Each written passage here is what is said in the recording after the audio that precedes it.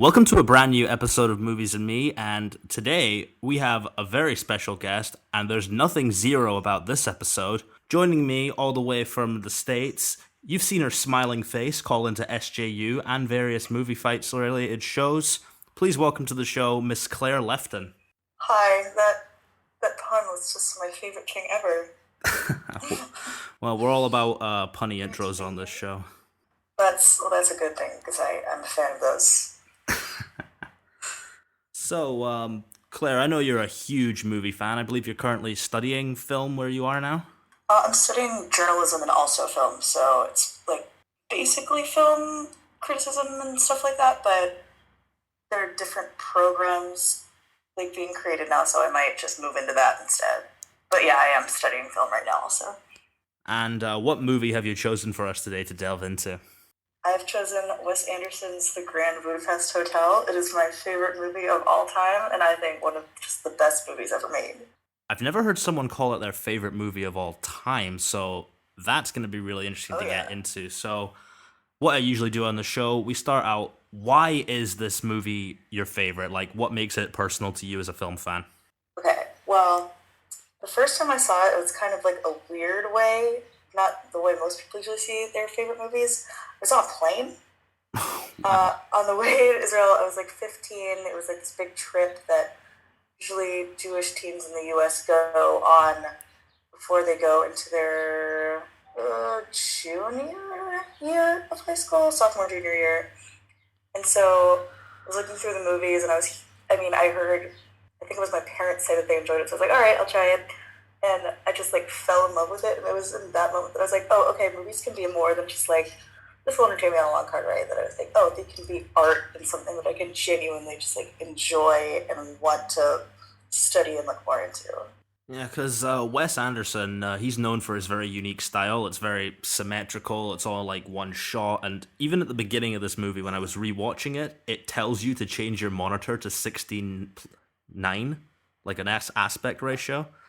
And Wes Anderson's got this thing where he films and he kind of homages towards like classic films and things like that. So is there any particular moment or scene in this film that kind of encompasses why it's great to you?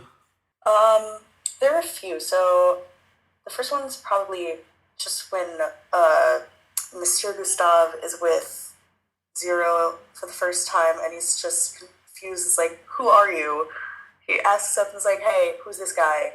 And then Zero's just like, so should I keep going? He's like, no. And then they keep going on, and he's like, all right, what experience do you have? Zero. And they're just like, sort of this one shot of them walking through the hotel and all these people trying to ask Monsieur Gustave things. And he's just like, yeah, okay, just do that.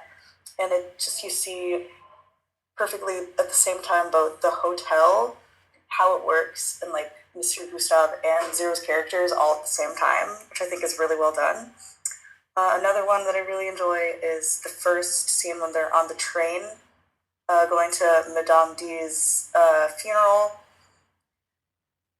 where they're just talking, and Mr. Gustav mentions how much he enjoys old women in bed, which I think is something that points out a thing that really annoys me, which is a misconception about Wes Anderson, is that he's like innocent and childish and family friendly, when in reality, like, it has this veneer of just like, oh, it's a beautiful cake that everyone can enjoy, and then as soon as you like scratch that layer a little bit, you get Monsieur Gustave saying, yeah, I like to go to bed with older women, they're good in the sack, and it's like, he can get raunchy at times, and I think it gets really funny when it does. So he's like that one dry part of the cake that everyone leaves alone. Yeah, it gets, my favorite parts of the movie, I think the funniest parts are when it goes from this like poetic novel to just this person being, oh shit, things like that. Oh, yeah. Like after the ski chase when Willem Dafoe is thrown off the cliff and Monsieur Gustave literally goes from saying hello to like, oh shit, you got him. Like, probably the funniest part, and one that it's probably my favorite moment of the movie, which is weird to say, but I just think it's hilarious.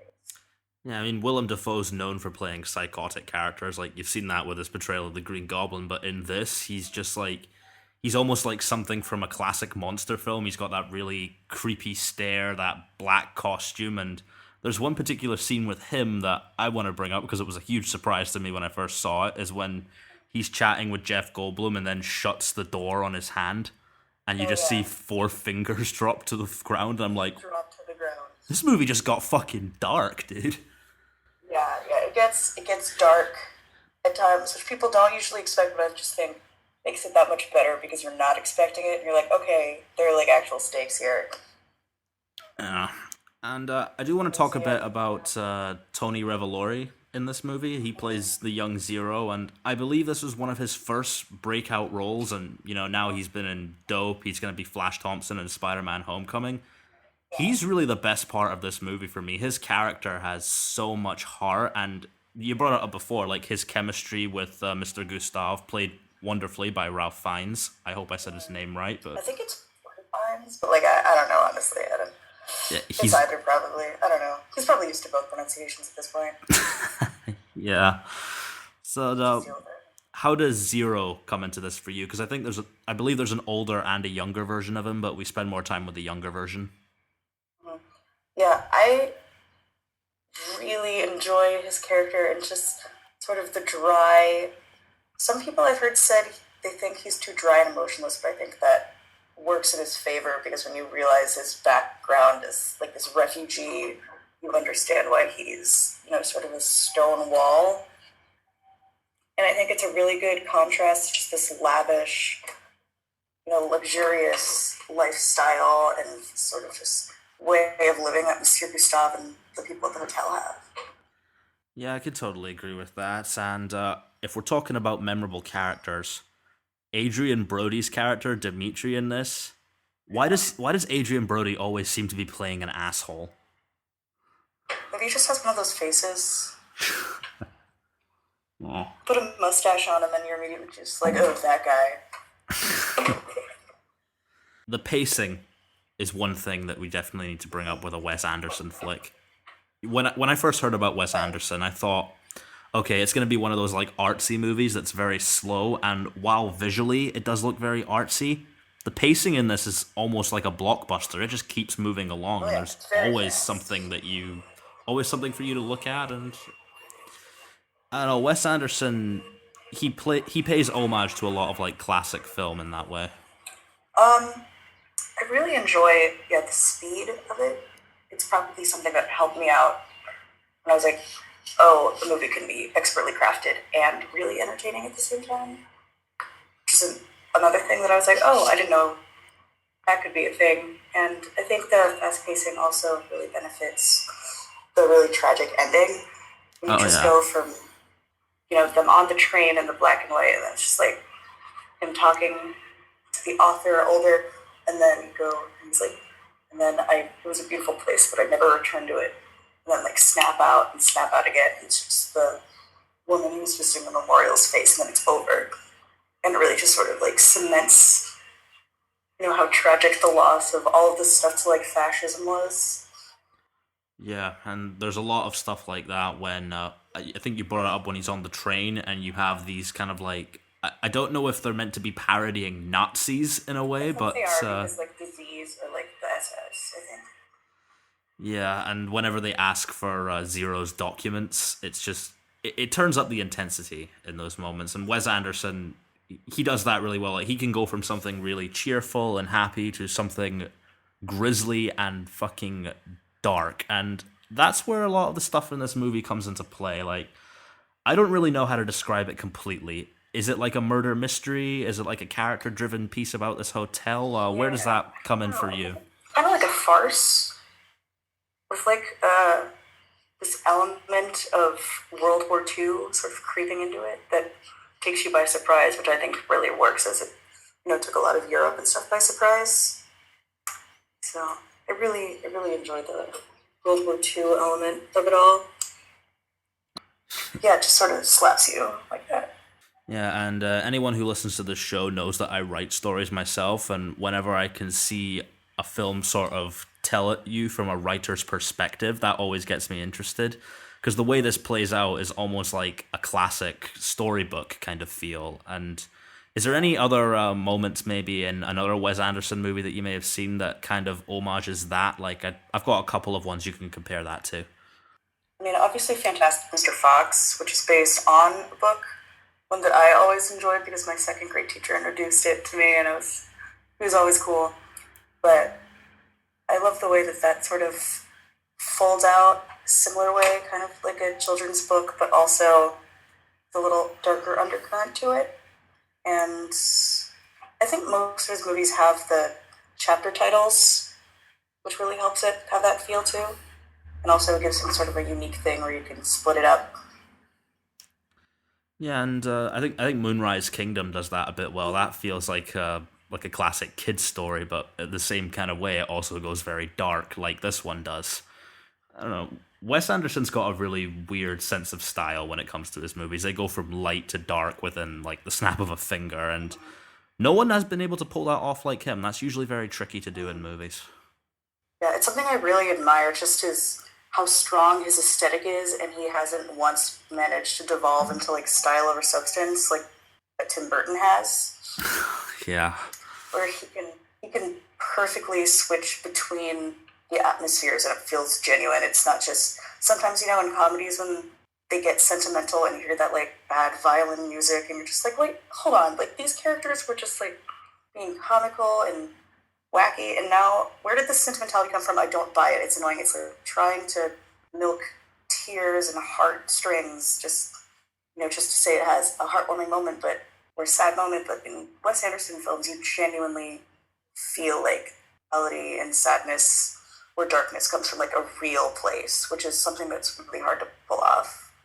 Yeah, and I think you definitely feel that in the scene where Zero tells him about his past, because right after he breaks Mr. Gustav out of prison, or like helps him get out, there's a nice little homage to Prison Break there. And he's just like Oh yeah. yelling at him, telling him like, "Oh, what? You thought you would come here as an immigrant and just live your life?" And then Zero just calmly tells him, "No, I'm like a refugee. My family was killed in the war." But it's such a dry way that Mr. Gustav just like, "Wow, I just realized I'm a fucking asshole." Yeah, yeah. I feel like more people should react that way to things like that, but whatever. It's neither here nor there. Um, it's little things like that that I think send it over the edge because you could just have these really entertaining characters that you watch, but instead you have these really deep characters that you care for and learn about. Because even with small character like Madame D, you can learn from like even these little side conversations at her funeral, which is another one of my favorite pieces of dialogue, where Adrian Brody and Willem Dafoe and like Ray Fiennes are just fighting in the corner.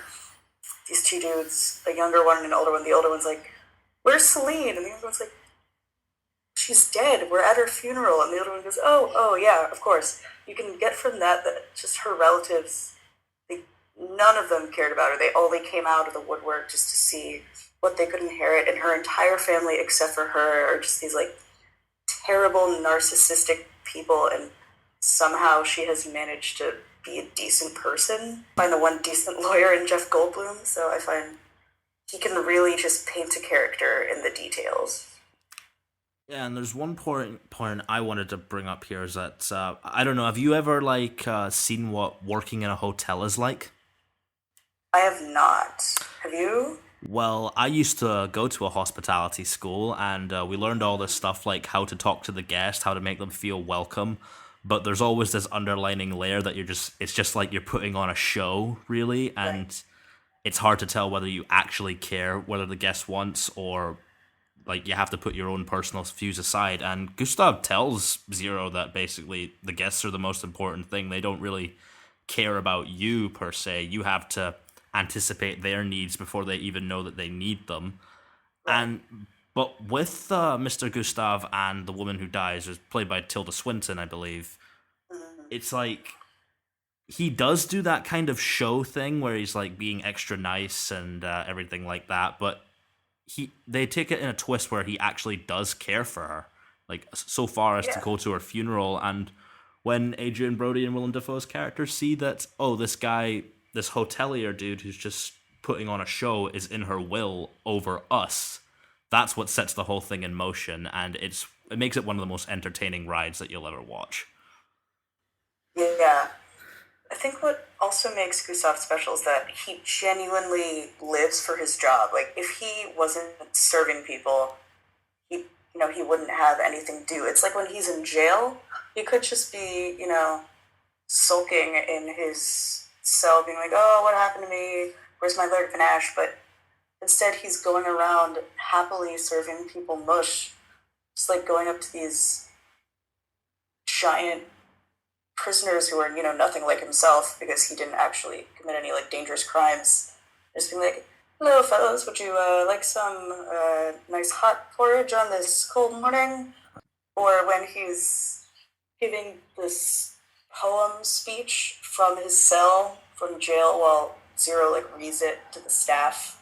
That's another detail thing that I really enjoy is when you can see the snow sort of slowly falling more and more over Gustav as he reads to show how cold and different it is compared to like the warm, nice hotel that Zero's reading the letter from.